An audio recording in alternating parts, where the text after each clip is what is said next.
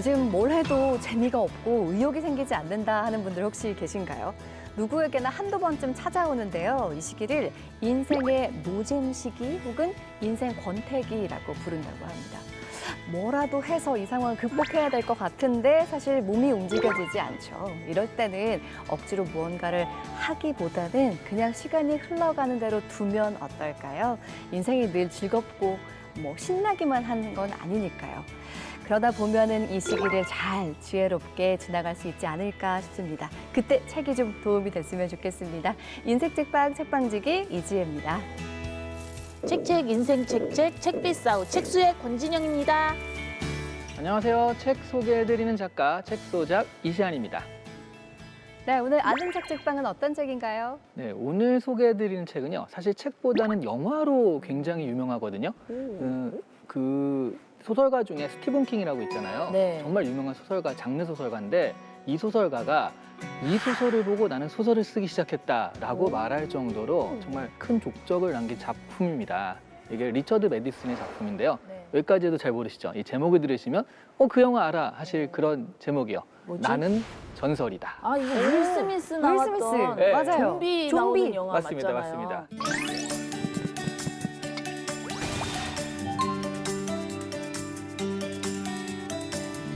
아 근데 이거 저 기억에 남는 게 좀 인류가 멸망하고 황폐해진 뉴욕 거리 이렇게 네. 딱 사진으로 기억이 남는 것 같아요. 아무도 없잖아요. 맞아요. 움직이는 것도 없고 맞아. 거의. 근데 요즘에 영화들을 보면 아무도 없는 광화문이라든가 네. 이런 장면들이 가끔 나와요. 근데 이런 건 거의 CG입니다. CG겠죠. 네, 그러니까 무대를 만들고 비슷하게 만들고 그 CG로 채워넣는 건데 이 나는 전설이다의 뉴욕은요. 네. 진짜로 사람을 통제하고 뉴욕 거리에서 찍은 거예요.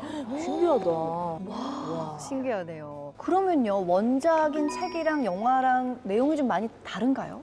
예, 이게 비슷하면서도 좀 달라요. 그래서 일단 그 원작과 무엇이 다른지 원작의 줄거리를 찾아보는 게 우리 아는 척 포인트 첫 번째가 될 것 같네요.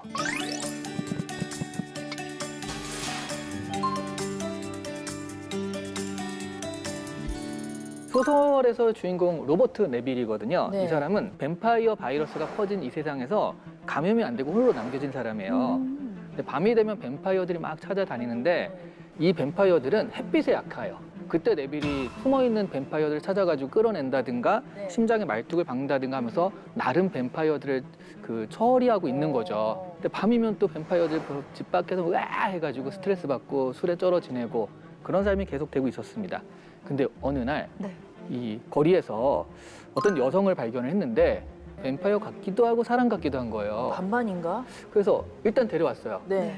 뱀파이어들은 뱀파이어 바이러스에 감염이 되면요 지능도 떨어지고 낮에 돌아다니질 못합니다. 그치. 근데 이 여성은 그 사람처럼 다 그 지능이 있고요.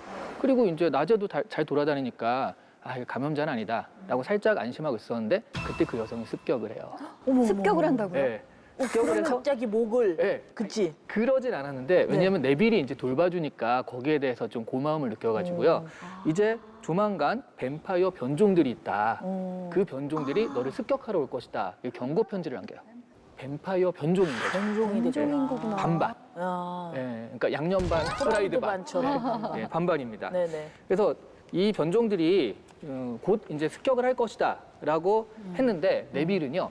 그 경고를 받고서 도망가지 않고 결국 변종들에게 잡혀갑니다. 가야지. 아니 뭐라도 해야지 왜 가만히 죽음을 받아들였을까요? 여기서 이제 두 번째 포인트가 나와요. 네.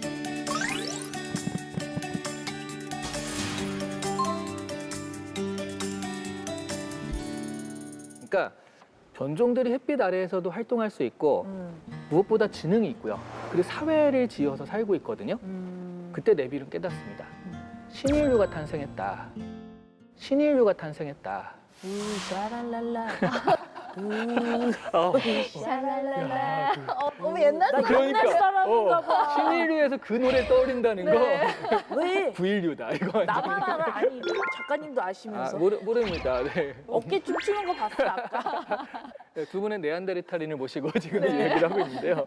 네. 신인류들의 눈으로 보자면요. 뱀파이어도 그렇고요. 네빌도 그렇고 옛날 사람들, 옛날 세대인 거잖아요. 이 세대들이 남아있으면 자기들은 변종인 거예요. 근데 여기가 다 죽으면 자기들이 그대로 그 새로운 인류가 되는 거죠. 네네. 그래서 이들에게는 네빌이 죽음이 필요한 거예요. 그래서 네빌은 그걸 깨달아요. 그리고 스스로 죽음을 택합니다. 그 죽는 순간 이제 생각을 하는 거죠. 이제 나는 전설이 된다. 마지막 인류. 오호. 라는 식으로 그 죽음을 받아들이고요. 신인류한테 자리를 내주는 거예요. 이걸 은유적으로 생각해 보면요. 세대 교체인 거예요. 어떤 일을 막 주도적으로 하다가 네. 어느 순간 젊은 사람들 요즘 왜 저래? 하면서 그 젊은 사람들의 생각과 행동이 이해가 안 될 때가 있거든요. 그렇죠. 그 다음 순간에 생각해 보면 내가 사실은 이제 낡은 사람이 되고 낡은 생각을 하는 사람이 되는 거예요. 우리가 이제 부장님들이 꼰대꼰대라고 얘기를 하잖아요. 네. 부장님들한테. 네. 근데 이 부장님들도 그 X세대잖아요. 네. X세대, 신인류로서 새로운 세대일 때가 있어요. 이렇게 루틴은 계속 반복이 돼요. 세대 교체. 네. 그러고 보면 세대 교체라는 건 굉장히 필연적이면서 자연의 어떤 섭리, 순환 속에서 네. 자연스럽게 일어나는 일이라고 할 수가 있는데 저는 문득 그런 생각도 들더라고요. 아니 그 변종들 사이에서 그 사람만 있으면 그 사람이 비정상처럼 맞아. 보일 것 같은 거예요. 음. 그러니까 그런 얘기도 있잖아요. 쥐 가득 있는 곳에 고양이 한 마리 던져놓으면 쥐가 그 고양이를 먹는데요. 너무 무서워. 그러니까 이게 정상과 비정상 이게 뭔가 달라지는 거죠, 네. 입장이. 네, 그게 우리 아는 척 포인트 세 번째인데요.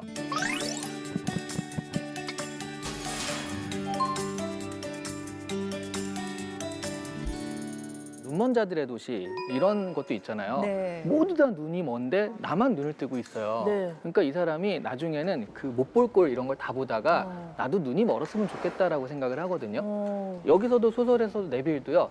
아, 나도 차라리 저들과 같은 족속이면 좋겠다라는 생각도 합니다.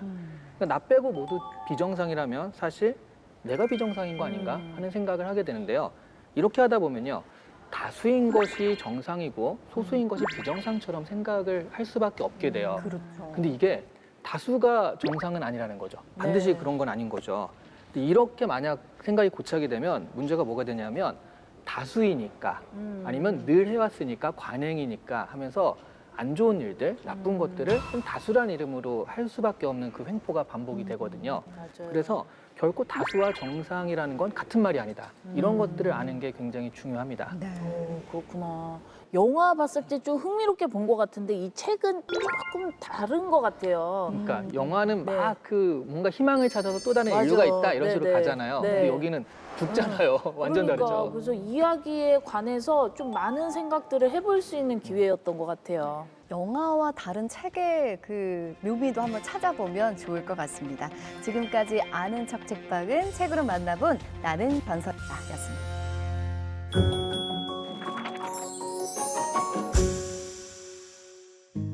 책과 인생 이야기 함께하는 인생 책방 오늘 모실 주인공은요. 30년간 행정 분야에서 일해온 정책 전문가십니다. 국민의힘 김승수 의원님 모셨습니다. 어서 오세요. 예, 반갑습니다. 네, 반갑습니다.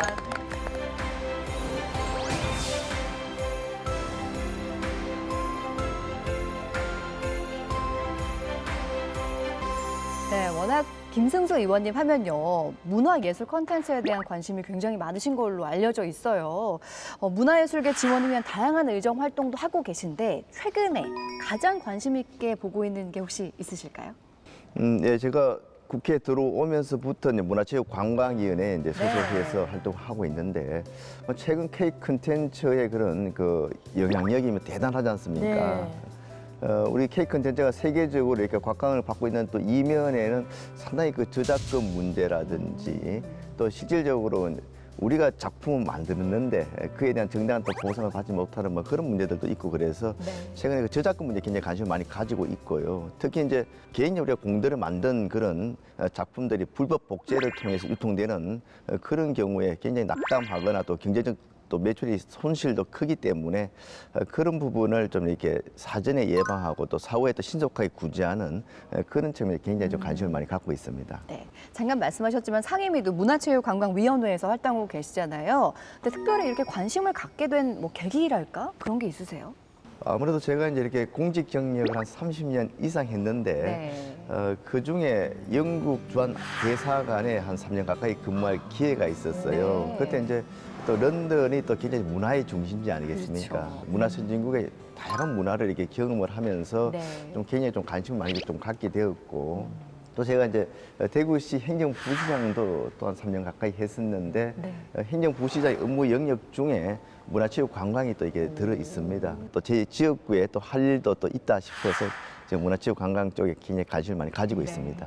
우리 의원님은 인생 책방에 정말 맞춤형 손님이신 것 같아요. 제가 SNS를 살짝 보면서 따님이 남긴 글을 확인을 했거든요. 네. 우리 아빠는 책을 읽는 것이 스트레스 해소법이다. 그런데 나로서는 이해가 안 된다라고 했는데 저로서도 이해가 안 되는데요, 의원님. 진짜요. 한마디만 해주시죠. 예, 뭐 대부분 뭐 우리 가족뿐만 아니고 네. 대부분 사람들이 책으로 스트레스를 푼다 그러면 이해가 안 된다고 말씀을 하시는데 너무 이해가 안 돼요. 사실 저는 이제 집에 이렇게 읽을 책이 이렇게 다 이렇게 끊어지면은 좀 이게 뭔가 허전하고 불안감을 느낄 정도로 저희랑 많이 다르시네요. 저희는 냉장고에 예. 음식 떨어지면 좀 먹고가 불안해지는데. 떨어지면 우리는 많이 불안한데. 그래서 항상 그 집에 새로 읽을 책을 이렇게 네. 좀 구비해 놓고 있는 그런 스타일입니다. 또 책도 한 권을 다 읽고 나서 다른 책을 읽는 그런 그 스타일이 아니고 네. 몇 권의 책을 같이 이렇게 두고 동시에 조금씩 번갈아 가면서 읽는 걸 좋아하는 그런 그 독서 취향을 갖고 있습니다. 골고루 드시네요, 마음의 양식을. 그러니까 그때 또 읽고 싶은 책의 내용이 네. 좀 달라지는 경우가 맞아요. 있거든요. 그래서 네. 그러면서 진짜 스트레스 해소가 됩니다. 와. 그렇게 책을 사랑하는 분이기 때문에 더욱더 기대가 됩니다. 이렇게 문화예술을 사랑하시는 김승수 의원님이 뽑아주신 인생책 어떤 책인지 소개해드리죠. 바로 네, 철학자 이왕주 명예교수의 철학, 영화를 캐스팅하다입니다. 어떤 책일까요? 철학으로 영화 보기, 철학, 영화를 캐스팅하다. 이 책은 총 29편의 영화 이야기를 통해 유명 철학자들의 다양한 생각을 만날 수 있는데요. 자칫 딱딱하고 재미없게 느껴지는 철학이 영화와 만나 존재의 의미, 자기 성찰, 행복의 조건 등 삶 속에서 너무나 중요한 철학적 문제를 돌아보게 합니다. 영화 속 주인공을 통해 배우는 삶의 지혜, 그 속으로 들어가 봅니다. 네, 의원님, 이 책 속에 총 29편의 영화가 언급이 되고 있더라고요. 예. 이 영화도 다 보셨어요, 혹시? 뭐 다 보지는 못했고요. 한 뭐 3분의 2 정도 이렇게 오, 봤습니다. 네. 그 중에는 이게 영화뿐만 아니고 이게 소설이 원작인 그런 영화들도 있는데 뭐 예를 들면은 동서아서독 같은 경우에는 김용의 사조 영전 또 그리고 와우 장룡 같은 경우에는 그 왕도료 소설가의 그 청강 만리에서 이렇게 따온 영화인데 이런 부분들은 소설까지 그렇게 봤습니다. 네, 저는 진짜 너무 재밌게 읽었거든요. 근데 특별히 이 책을 인생책으로 골라주신 이유가 있을까요?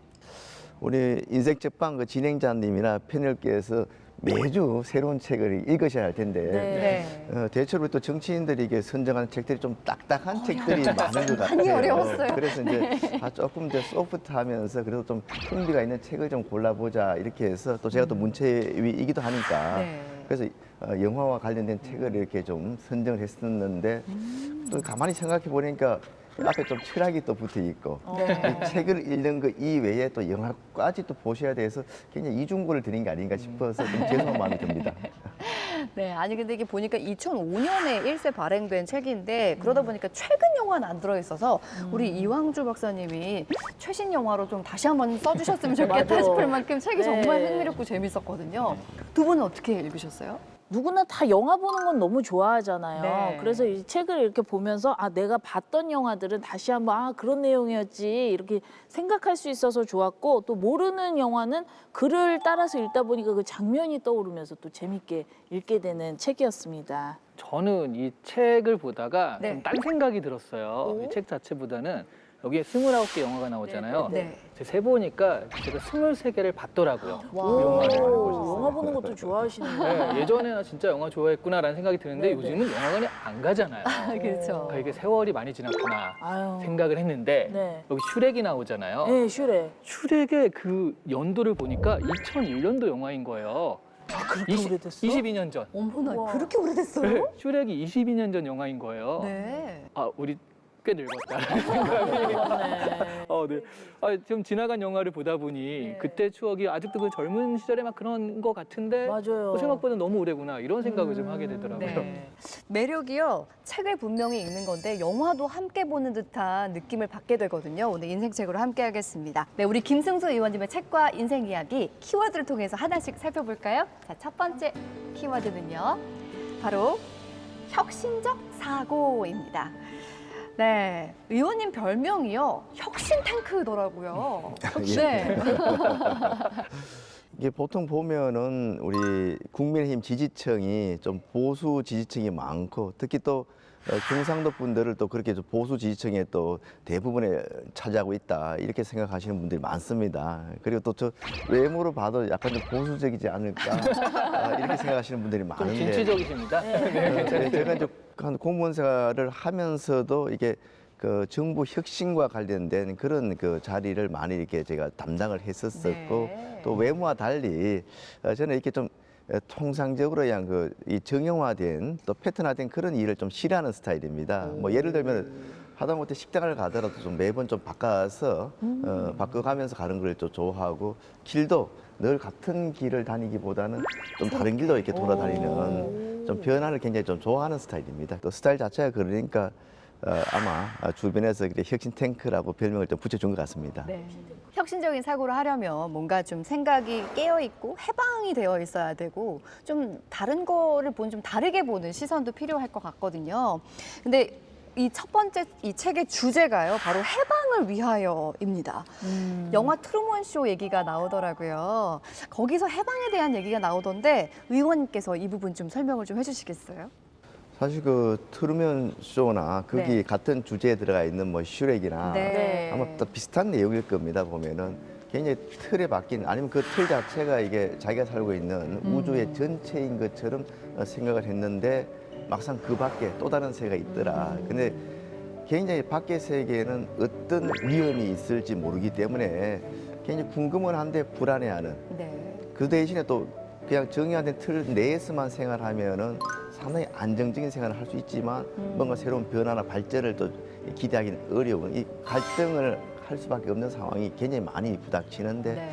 아마 혁신적인 사고를 가진 분들은 위험을 무릅쓰고 미지의 세계로 나가려는 그런 경향성이 많으신 분들이 좀 혁신적인 분들이시고 또 그런 분들이 결국은 발전을 이끄는 분들이다 이렇게 생각을 좀 하고 있습니다. 슈렉에도 나오는데 여기에 그거 나오거든요. 슈렉이 덩키한테 밤하늘에 떠오르는 달과 별을 보면서 그런 얘기를 합니다. 왜 사람들이 보이는 건 너머에 또 보아야 할 것이 있다는 걸 모를까? 이런 질문을 하거든요. 그러니까 우리가 늘 보는 안이 아닌 바깥도 함께 봐야 한다라는 의미, 그런 메시지를 전하고 있는 거죠. 슈렉의 안에 그 공간은요. 일반적인 동화의 공간이요. 왕자가 있고 공주가 있고 그 바깥에는 그 늪지대, 숲에 슈렉이 살고 있습니다. 동화와는 좀 다른 세계인 거죠. 철학과 영화를 같이 보는 거잖아요. 칸트의 숭고미를 끌고 와요. 그래서 우리가 어떤 미학을 느낄 때 네. 이게 아름다움, 추함도 있지만 숭고함이라는 것에 미를 느낀다. 이런 건데 그 숭고함은 영원 앞에 설 때 느껴지는 감각 아니면 굉장히 어려움을 뚫고 안정감 있는 것에 도달했을 때 그 어떤 충만함 이런 것들을 숭고함이라고 하는데 여기서 얘기하는 게 그 동화 안에서 안정적인 세상을 뚫고 들어가서 이 바깥의 세계로 갔을 때 느껴지는 그 숭고함에 대한 이야기거든요. 그래서 뭐 이렇게 얘기하면 되게 어렵지만 네. 한마디로 피오나 공주가 네. 드디어 저주가 풀렸는데 네. 낮에는 사람, 밤에는 괴물이었잖아요. 네. 그래서 저주가 풀려서 보통은 공주가 돼야 되는데 네. 사람이 돼야 되는데 저주가 풀려서 괴물로 그 낮과 밤이 똑같이 돼버린 네. 이런 것들이 포스트모더니즘의 비틀기죠. 네. 이런 걸 통해서 숭고함까지 도달했다. 안에서 바깥까지 도달했다라는 측면에서 슈렉을 분석하고 있더라고요. 그래서 저도 피오나 공주 보면 정이 가더라고요. 그러니까 우리가 보통 생각했을 때는 이렇게 좀 뭔가 해피엔딩이려면 다시 예쁜 공주로 계속 살아야 될 것 맞아. 같은데 이렇게 네. 뭔가 통념을 깨는 거잖아요. 네. 그러면서 뭔가 그 통념을 벗어난 자기 삶의 주인공이 되는 방법에 대한 이야기를 하는 영화라는 생각이 좀 들었어요. 진혁 씨는 어떠세요? 자기 삶에 있어서 내가 좀 주인공이 되어서 구체적으로 좀 삶을 이끌고 계신가요? 아, 진짜 어려운 질문이다. 저도 주체적으로 살고 싶은데 현실은 그러지 못할 때가 좀 많은 것 같아요, 의원님. 네. 그리고 이 트루먼 쇼 보면 트루먼 쇼 주인공처럼 저는 박차고 못 나갈 것 같아 세상에. 그냥 저는 안주해서 그냥 그러려니 하고 살 것 같은 그런 생각이 들더라고요. 그게 진짜 어려운 것 같아요. 어려운 내가 것 내 삶의 같아요. 주인공으로 산다는 거. 의원님, 그런 삶은 어떤 삶일까요? 주체적으로 좀 삶을 살기 위해 저는 가장 중요한 것이 이 자기 자신에 대한 그 자존감. 자존감. 자기 자신에 대한 또 신뢰와 사랑 거기서부터 시작을 해야지 주체적으로 인생을 살 수 있는 것이 아닌가 이런 생각이 들고요. 저도 책을 참 좋아합니다만 가장 읽기 싫어했던 책이 철학책인데요. 오늘 그 책도 보면 철학과 영화를 같이 이렇게 결합시켜 놓은 그런 책인데 최근 들어서 좀 철학책들 그중에서 좀 이렇게 가벼운 책들 이런 책들에 대해 좀 관심이 좀 많이 가거든요. 최근 읽은 책 중에 또 소크라테스 익스프레스 그래가지고 굉장히 쉽게풀이한 책이 있는데 그런 것들을 좀 관심이 가는 이유가 또 삶의 이유, 의미 어떻게 사는 것이 잘 사는 것인가 그게 결국은 인간들의 참 사람들의 궁극적인 질문이기 때문에 때늦은 감이 있지만 지금도 관심이 가는 것 같습니다. 자존감 문제는 어린 시절뿐만 아니라 지금까지도 고민하는 주제라는 생각이 들어요. 어린 아이들도 자랑하다가 자존감이 커진다고. 그러면 좀 자랑할 게 많았으면 자존감도 높을 것 같은데 의원님이 자랑할 게 많으시더라고요. 대학 졸업 후에 바로 행정고시 합격해서 우와. 비교적 굉장히 젊은 나이에 공무원 생활을 시작을 하셨잖아요. 근데 궁금했습니다. 아, 이게 일찍부터 내가 나란 일을 좀 해봐야겠다라는 어떤 의지 때문이었는지 아니면 또 다른 꿈이 있으셨던 건가요? 뭐 사실 어릴 때 뭐 초등학교 때는 뭐 여러 가지 그 꿈들이 있었죠. 천문학자가 좀 되고 싶은 그런 생각도 있었고 역사학자 뭐 이런 것들도 생각을 했었는데 고등학교 시절에 이게 공직에 좀 들어가야 되겠다 그런 생각을 하게 되었습니다. 이제 행정가는 좀 형성적으로 적극적으로 이게 국민을 위해서 일을 할 수 있는 거 아니겠습니까? 특히 이제 사기업체의 경우에는 그 개별 기업의 이익을 우선할 수밖에 없는데 행정가들은 또 전체 국민을 위해서 일할 수 있다는 막 그런 측면에서 저한테 가장 이게 좀 보람 있는 직업이 아닌가 해서 공직을 선택하게 되었습니다. 자, 계속해서 키워드를 통해서 김승수 의원님의 책과 인생 이야기 나눠보겠습니다. 두 번째 키워드는요, 바로 외유내강입니다. 뵙기에도 인상이 너무 부드러우셔가지고 이 단어가 본인을 말씀하시는 거라는 생각이 좀 드는데 공직하실 때 굉장히 인기 많은 상사셨을 것 같아요. 라떼는 말이야 이런 것도 안 했을 거예요. 여기 오늘 같이 오신 보좌관님들한테 이따 살짝 물어보면 될 것 같아요. 네. 직원들한테 될 수 있으면 좀 큰 소리를 안 내려는 또 이게 조직의 그런 좀 화합이라 그럴까 좀 그런 것들을 굉장히 중요시해 왔습니다. 그래서 이제 사실 제가 이제 처음 공직생활 입문할 때 20대 초반 때 만났던 직원들까지도 아직까지 만나고 있거든요. 보면은 좀 인간적인 그런 그 유대관계 이런 데는 굉장히 중요시하면서도 또 업무를 또 대충 하는 건 제가 또 용납을 또 안 했었거든요. 그래서 제가 맡은 일 또 과제에 대해서는 좀 철저하게 이렇게 또 그 관리를 하면서 뭔가 성과가 나올 때까지 이제 끝을 보는 그런 스타일이기 때문에 아마 외유내강 또 별명도 혁신 탱크라는 그런 별명을 붙여준 것 같습니다. 근데 의원님 이렇게 보면 너무 바쁘셔가지고 막 아이들을 잘 못 돌보실 것 같은 그런 생각이 들거든요. 근데 또 스위트 파파래요. 예, 라면을 막 우리 아빠가 라면 끓여주면 너무 뭐가 뭐 특화된 라면으로 만들고 싶다라는 얘기가 있던데 정말이에요? 팔아도 되겠다 싶었나 봐요, 따님들이. 제가 그 뭐 라면이 굉장히 단순한 음식이지만 네. 라면 조리 경력은 벌써 뭐 한 50년 가까이 되는 것 같습니다. 아니 어떻게 끓여야 맛있는데? 비법이 있어요. 얘기 좀 해주세요. 근데 뭐 어릴 무엇이나요? 때는 진짜 연탄불에 아버지께 이제 라면 끓이 드리기 시작을 해가지고 양은 냄비에다가. 예. 네. 예, 지금은 이제 그래서 굉장히 우리 가족들이 라면을 다 좋아해서 일단 뭐 라면의 기본이 잘 돼 있지만서도 다양한 또 재료 그리고 뭐 김치라든지 일주일에 뭐 한 번 정도는 제가 하여튼 뭐 제일 중요한 거는 이제 우리 가족에 대한 사랑을 담아서 하기 때문에 MSG 는 맛있게 사랑. 생각하는 것 같습니다. 예. 아, 갑자기 라면 먹고 싶어지네요. 침이 확 고였어 지금. 근데 얘기를 들어보면 어렸을 때부터 아버님한테 끓여드리고 네. 그 자식들한테 지금도 끓여주시고 다정하세요. 굉장히 가족적이고 진짜. 부드러운 이미지가 네. 너무 강하신데 네. 근데 지금 정치를 하시잖아요. 근데 정치의 세계로 입문하시면서 이게 마냥 부드럽게 행동할 수 없는 그런 일들도 있잖아요. 그럴 땐 그렇죠. 어떠세요? 사실은 뭐 이제 상임위를 하거나 또 본회의 과정에서 저 때문에 파행되기도 하고 그랬었는데 워낙 또 이게 지금 상대 당에서 좀 강하게 여러 가지 또 이게 좀 무리한 주장을 하고 하다 보니까 저도 이게 큰 소리를 안 낼 수가 없는데 좀 가급적이면 상대방에 대해 가지고도 논리적으로 설득해서 좀 이렇게 좀 제압을 한다 그럴까요? 아니면은 그쪽에 좀 이해를 구하는 그런 쪽에 좀 의정 활동을 많이 좀 하고 있습니다. 그러니까 부드러움이 강함을 이긴다라는 측면에서 이 책에서 언급한 영화 이야기를 좀 이어가 보겠습니다. 영화 와호장룡 얘기가 나오더라고요. 거기에 나오는 장자의 무의 사상. 딱 이 부분이 아닐까 싶어요. 예, 특히 그 대나무 숲에서 네. 이렇게 이무백하고 옥교룡이 이렇게 무술 대결을 하는 장면에서 이제 그런 이야기들을 많이 하는데 네.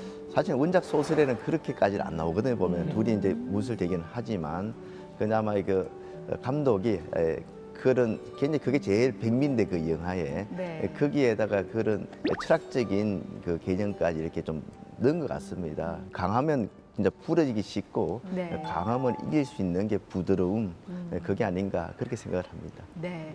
계속 영화 얘기하니까요. 이렇게 팝콘 먹으면서 그러니까요. 하고 싶다는 생각이 좀 들어요. 반반, 치즈반, 양파맛 반. 네. 그러니까 이건 살짝 쉬어가면서 한번 얘기 나눠볼까요? 네, 제가 의원님 조금 릴렉스할 시간을 드리기 위해서 당연하지 게임 준비했습니다, 예. 의원님. 자, 제가 질문을 드리면 그렇다 생각하시면 당연하지를 외쳐주시고 아닌 것 같다라고 생각하시면 아니거든 이러고 외쳐주시면 됩니다. 네, 자, 첫 번째 질문 드리겠습니다. 젊은 세대의 생각이 이해가 안 돼. 라떼는 이것을 시전한 적이 있다? 아니거든.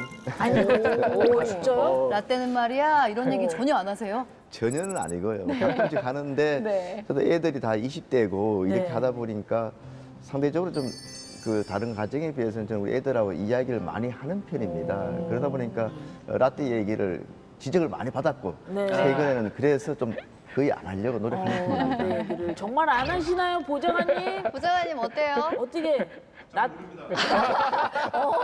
잘 약간 모릅니다. 거부하셨어요. 답변을 거부하셨는데요. 잠깐씩은 하실 수도 있지 뭐. 라떼는 말고 예전에는 뭐 이런 예전에는. 식으로 그 말만 지금. 피하고. 두 번째 질문 드리겠습니다. 가족들의 지지를 받았던 정치의 길, 만약 반대가 있었다면 정치 입문을 심각하게 고민했을 것이다. 하나, 둘, 셋. 당연하지. 아, 그래요?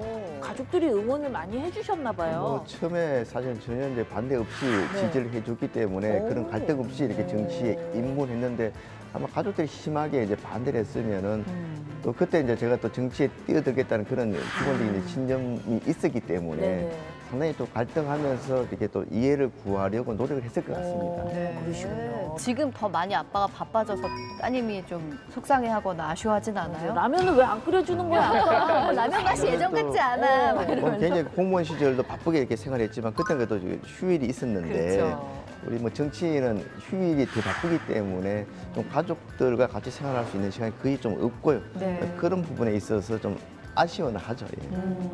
네, 다음 질문 드리겠습니다. 아주 가끔 공직자로 남아 있었으면 어땠을까라는 생각을 한다. 하나, 둘, 셋. 당연하지. 안 할 수가 없을 거예요, 그렇죠? 그러면 공직자로 남아 있었을 때가 핑크빛인가요? 그 다 일장일단이 있는 것 같아요. 그래서 네. 제가 이제 공직에 끝까지 이렇게 남아 있지 않고 뛰어든 이유가 당연히 있기 때문에 네. 그래서 저는 그 뛰어든 이유대로 이번에 이제 사실 21대 국회가 워낙 지금 의석 분포가 굉장히 불균형해가지고 제가 기대했던 그런 쪽에 이렇게 좀 성과를 못 거둔 측면도 있지만 네. 또 상대적으로 우리가 또 작년 대선에서 승리를 했지 않습니까? 또 그런 대선 과정에서 또 한 역할을 했다는 측면에서 나름대로 좀 보람을 많이 또 느끼고 있습니다. 다음 질문 드리겠습니다. 다음 선거에서도 당선될 자신이 있다? 하나, 둘, 셋. 당연하지. 당연하지 하면서 치아가 여러 개 보이셨어요. 활짝 웃으시면서 네. 말씀하셨어요. 정말 자신감 있으신 것 같아요, 의원님. 앞서 이제 그 주체적으로 인생을 살기 위해서는 자기 자신에 대한 자존감이 결국은 자신감하고 통한다고 생각을 하고요. 네. 저는 이 자리에 온 것도 그렇게 생각을 하고 왔기 때문에 그랬다 생각을 하고 있습니다. 그래서 좀 자신 있게 말씀을 드립니다. 네, 좋습니다. 다음 질문 마지막입니다. 내 인생에 있어 너무나 후회되는 일이 있다? 하나, 둘, 셋. 아니거든. 후회되는 게 한순간도 없으세요, 의원님? 한순간도 없을 수는 없지만 그래도 저는 굉장히 좀 축복받은 지금 인생을 살아왔다 이렇게 생각을 하고 있습니다. 일단 좋은 부모님을 만났고 또 또 학교를 다닐 때도 좋은 선생님들을 만났고 또 좋은 가족들하고 지금 살고 있다는 것 자체가 네. 저는 뭐 굉장히 감사해야 될 일이 많이 있었다 네. 이렇게 생각합니다. 지금까지 솔직한 답변 감사합니다, 의원님. 고맙습니다. 네, 고맙습니다. 아니, 내 인생에 후회되는 게 없다라고 말할 만큼 행복한 인생을 사신 거잖아요. 근데 문득 질문 드리고 싶어요. 그렇다면은 영화 얘기를 했으니까 내 인생을 영화로 만든다면 제목 한 줄 뭐라고 할 수 있을까요? 아 정말 어렵습니다. 이거는 뭐 영화로서는 좀 재미가 없을 것 같아요. 그래요? 뭐 순탄하게 지금까지 왔기 때문에 내가 살아보지 못했던 동경했던 것들을 많이 좀 영화나 책을 보면서 좀 대리만족을 했기 때문에 좀 더 앞서 말씀드린 것처럼 그래도 그냥 그 행복하게 좀 살고 있다 이렇게 말씀을 드리는 것 같습니다. 제가 제목 정해드릴게요. 그래요? 거예요? 뭐예요? 혁신 탱크 라면 가게. 그 가게 가고 싶다. 좋은데요? 영화 제목 혁신 탱크 네. 라면 가게. 야, 네. 라면에도 뭔가 혁신이 있을 것 같아요. 재밌습니다. 자, 계속해서 키워드를 통해서 김승수 의원님의 책과 인생 이야기 나눠보겠습니다. 마지막 키워드인데요. 마지막 키워드는 바로 선택과 길입니다. 책에서 영화 매트릭스에 관련된 걸로 선택과 길에 대한 이야기가 좀 나오거든요. 이시안 작가님께서 좀 소개를 해주시겠어요? 네, 영화 속에서 네오는요, 이 시스템, 기계가 만든 시스템을 해방시켜줄 그라는 존재로 나와요. 네. 근데 사실 아무도 이 사람이 그라는 걸 확신하지 못해요. 그래서 선지자한테 가서 오라클한테 이 사람이 그 맞냐 그랬더니 나도 모르겠다. 언젠가 선택할 날이 올 거다. 이렇게 또 애매하게 얘기를 해요. 그러다가 그 모피어스라고 이 네오를 또 끌어준 사람이 잡혀갑니다. 근데 이 사람을 구하러 가면 그 네오도 죽을 수밖에 없는 그런 상황이거든요. 근데 여기서 이제 가장 다른 게 이거죠. 컴퓨터나 AI 같은 경우들은 이게 움직일 때 스스로 의지를 가지는 것이 아니라 알고리즘에 따라 그냥 움직이잖아요. 여기서 모피어스를 구하러 갈 것인가 말 것인가의 선택이 주어지는 거예요. 이럴 때 카년은 죽는 게 뻔한데도 네오가 구하러 갑니다. 그가 아닐 수도 있었는데 이런 선택을 함으로써 그가 된 거예요. 그래서 마지막에 보면 이렇게 부활도 하고 뭐 완전히 다른 그 한 단계 진화한 모습으로 나오잖아요. 네. 이런 선택을 했기 때문에 이제 이 선택이 바로 사람의 의지, 사람이다라는 걸 증명한다라는 거죠. 영화 매트릭스를 떠올려 보면 세상이 진짜 세상과 가짜 세상으로 나뉘어 있잖아요. 거기 가짜 세상에서 철학자 사르트르가 말한 본질에 앞서는 인간을 말합니다. 본질에 앞서는 인간, 너무 어려워요. 어떤 인간을 말하는 걸까요? 사실 뭐 굉장히 어려운 철학적 주제죠. 가장 그 철학적인 의미를 많이 담고 있는 게 또 의도적으로 그렇게 담은 것이 매트릭스가 네. 아닌가 싶은데 말 그대로 이게 인간의 이제 숙명론 그리고 이제 저 자유의지 그냥 존재하는 본질에서 존재하는 다른 생물체가 또 그 무생물체와 비교해 봤을 때 자유의지 또 선택할 수 있는 자유의지를 가진 그런 유일한 존재라는 점에서 굉장히 좀 이게 좀 특별하게 봐야 되고 그래서 이제 본질에 앞서는 존재가 인간이다 이렇게 좀 생각을 합니다. 그래서 우리가 이제 선택할 수 있는 역량, 재량이 주어졌고 또 그런 능력이 또 주어졌고 그 선택에 대해서는 그렇기 때문에 또 책임을 져야 되고 이런 존재가 인간이 아닌가 생각을 합니다. 네, 그러니까 참 인생이라는 게 선택의 연속이잖아요. 의원님께서 잠깐 말씀하셨지만 내 인생을 영화로 만들면 재미가 없을 만큼 순탄했다라고 말씀을 하셨지만 사실 지금까지 걸어오시는 길도 다 선택을 통해 왔습니다. 그러니까 정치를 또 선택을 하신 거고 지금 그 길을 걷고 계신 건데 어떠세요? 정치를 통해서 의원님의 존재를 충분히 증명을 하고 해내고 있는 것 같으신가요? 저는 뭐 정치에 입문할 때 이제 기본 뭐 공직에 입문할 때도 마찬가지지만 이제 제가 좌표를 삼는 게 숙이 아닌 내 스스로를 좀 닦아가지고 부족한 건 채우고 또 거한 것은 드러내가지고 말 그대로 우리 좀 국민들을 좀 편안하게 하자 이걸 가지고 이제 공직에 또 이게 정치 입문의 모토로 삼고 있는데 하여튼 그런 그 기조 하에서 내 나름대로 그동안 그 공직 생활 또 다른 경험을 통해서 얻었던 지식과 역량을 막 이렇게 최대한 쏟아부었다 이렇게 좀 생각을 하고 있습니다. 아직까지 초선이기 때문에 사실은 이런저런 좀 부족한 점을 말씀하시는 분들이 많이 계시는데 또 그런 부분들은 또 앞으로 제가 계속 또 보완해서 정말 정치에 입문했던 그 제 목표에 맞는 정치인으로서 남기 위해서 좀 노력할 계획입니다. 그러니까 쏟아 부었기 때문에 22대 자신 있다라고 말씀을 하실 수 있었던 것 같아요. 자, 21대 국회가 이제 거의 마무리가 되어 가고 있습니다. 정치인으로서 돌아봤을 때 국회의원으로서 뭐 했던 거에 대해서 좀 후회하는 거는 후회가 남는 일은 없으셨나요? 사실 21대 국회에 들어와서 가장 여야 간의 대립이 격렬했을 것 같습니다. 그러다 보니까 이게 늘 국민들한테 국회가 이게 좀 싸우는 모습을 보여드린 게 가장 좀 죄송스러운 부분이고요. 국민들한테 좀 위로와 위안은 주지 못할 망정 좀 오히려 좀 불안하게 만드는 그런 존재로 전락했다는데 굉장히 자괴감을 좀 가질 수밖에 없었던 것이 21대 국회의원을 하면서 제일 좀 안타깝고 좀 후회스럽게 생각하는 겁니다. 네. 이제 국민들에게 국회의원 김승수 하면은 어떤 의원으로 남고 싶다라는 생각도 좀 하실 것 같아요. 제 개인적인 정치적 이해관계에 이렇게 자고우면하지 않고 진짜 오로지 좀 국가와 국민을 좀 이렇게 제일 먼저 앞에 두고 최선을 다하는 그래서 이제 국민만 바라보면서 정치인으로서 소신을 지키는 그런 정치인, 뭐 보여주기식 그런 정치를 하지 않는 실질적으로 그 국가 국민한테 도움이 되는 그런 정치적, 정책적 대안을 제시하는 합리적인 정치인, 좀 그런 정치인으로 기억되고 싶습니다. 네.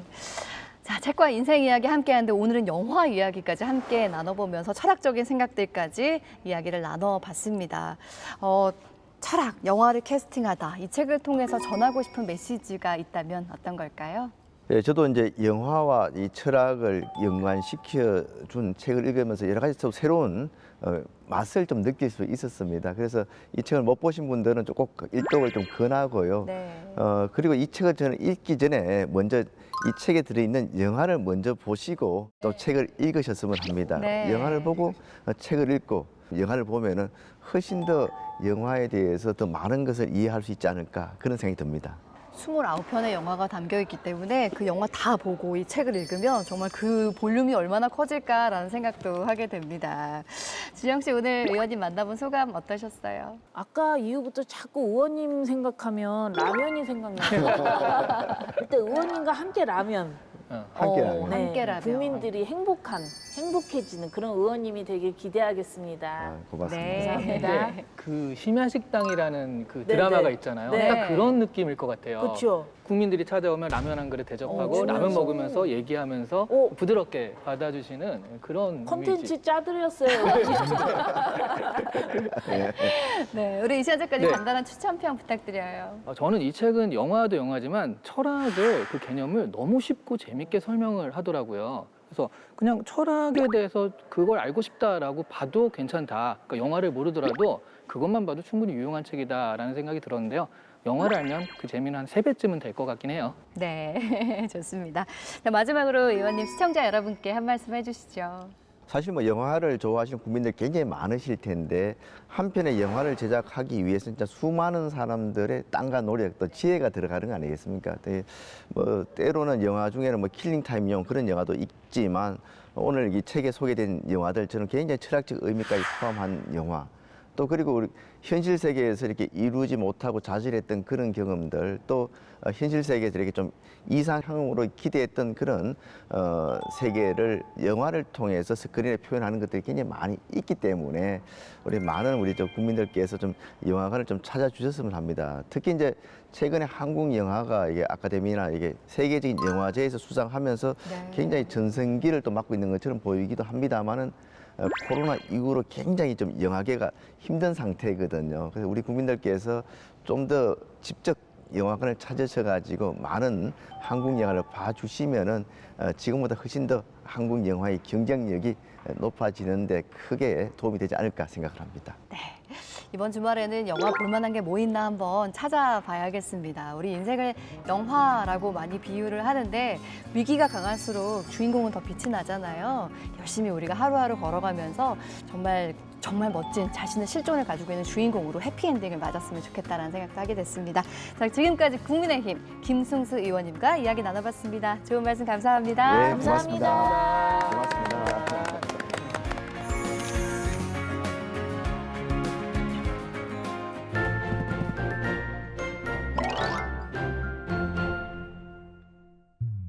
안녕하세요, 홍재경입니다.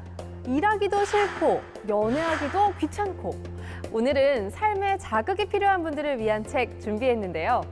열정 호르몬을 채워주는 도파민을 뿜뿜 하는 책. 그리고 국회도서관과 함께하는 화제의 도서까지 지금 바로 만나보시죠. 하루 종일 진이 빠지게 일하고 퇴근해도 공허함만 느껴지고 일을 하면 할수록 인생이 소모되는 기분만 드신 적 있으신가요? 오늘 소개할 첫 번째 책, 왜 일하는가는 바로 이런 분들을 위한 책인데요. 지방대 중소기업 출신으로 퇴사만을 꿈꾸던 직장인에서 성공한 CEO가 된 저자. 그런 저자가 지금의 자리에 오르기까지 자신의 경험담을 책에 녹여내며 왜 일하는가에 대한 화두를 던졌습니다. 일할 의욕이 생기지 않는다면 오늘은 습관처럼 회사에 출근하지 말고요. 출퇴근길에 그리고 사무실 서랍에 두고 왜 일하는가를 틈틈이 읽어보세요. 그러면 어제와는 달라진 나를 발견할 수 있을 겁니다. 한 사람을 조금이라도 덜 외롭게 하려는 애쓰는 마음에 하나의 시집이 나오기까지 10년의 세월이 걸렸습니다. 정년된 시구로 사랑과 해결이라는 메시지를 던지며 사랑의 시인이라 불리는 진은영 시인의 시집 나는 오래된 거리처럼 너를 사랑하고의 이야기인데요. 총 42편의 시가 수록된 이 시집은 때로는 저항의 표현으로, 때로는 치유의 과정으로 다양한 모양의 사랑을 다채롭게 표현하며 시인만의 사랑의 방식을 시집 곳곳에 담아냈습니다. 무뎌진 사랑의 감각을 일깨워주는 책, 나는 오래된 거리처럼 너를 사랑하고와 함께 꺼졌던 사랑의 불씨를 되살려보는 건 어떨까요? 아무것도 하기 싫은 삶에 대한 의욕이 뚝 떨어지는 순간에 필요한 그런 책인데요. 제목부터 아주 노골적인 책, 의욕이 바닥을 칠 때 읽는 책입니다. 책은 의욕이 없을 때 누구나 당장 실천할 수 있는 60개의 의욕 충전 노하우를 담았는데요. 세계적인 심리학 권위자들의 실험과 연구 자료를 바탕으로 효과적이면서도 쉽게 의욕을 북돋는 방법을 소개하고 있습니다. 무기력한 일상에서 벗어나 열정과 의지를 다시 불태우고 싶으시다면 의욕이 바닥을 칠 때 읽는 책을 추천합니다. 국회도서관과 함께하는 화제의 책. 첫 번째 책은 출간하자마자 미국 아마존 베스트셀러에 오르며 뉴욕타임스, CNN 등 미 주요 언론사가 소개한 화제작 워킹데드 해방일지입니다. 혹시 워키즘이라는 말 들어보셨나요? 워키즘은 직업의 신앙의 의미를 부여해 이를 숭배하는 신조어라고 하는데요. 책은 일과 삶의 적정거리에 대한 방대하고 치밀한 탐구로 워키즘에 중독된 현대인, 일명 워킹데드가 된 요즘 직장인을 위한 일의 철학을 제시하고 있습니다. 다음으로 소개할 책은 나는 왜 이렇게 피곤하게 살까입니다. 30년 경력의 심리치료 전문가인 저자는 책을 통해 넘치는 생각과 감정으로 복잡한 삶을 살아가는 정신적 과잉 활동인이 적당히 그리고 요령 있게 세상을 살아갈 방법을 제시했는데요. 나를 아끼고 지키면서 더 편안하고 현명하게 세상을 살아가고 싶다면 나는 왜 이렇게 피곤하게 살까를 한번 읽어보시는 건 어떨까요? 열정은 무엇이고 어떤 작용을 하는 걸까요? 마지막으로 소개할 책은 열정의 의미와 작용을 본격적으로 고찰한 문학 이론서 열정에 대하여인데요. 저자는 크게 분노, 공포, 애도, 수치 4가지 범주로 나누어 열정을 탐구하며 근원적인 인간의 감정을 심층적으로 분석했습니다. 오늘 뭐 읽지? 오늘은 도파민을 자극하는 책을 주제로 함께 해봤는데요. 추천 도서와 함께 여러분의 독서 의욕도 샘솟는 시간이었기를 바랍니다. 죽어가는 마음에 의욕을 불어넣는 다양한 책을 추천해본 오늘 뭐 읽지? 여러분 어떠셨나요? 다음 주에는 또 어떤 책으로 찾아뵐지 더욱더 기대가 되는데요.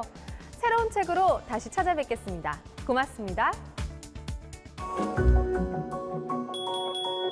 Thank you.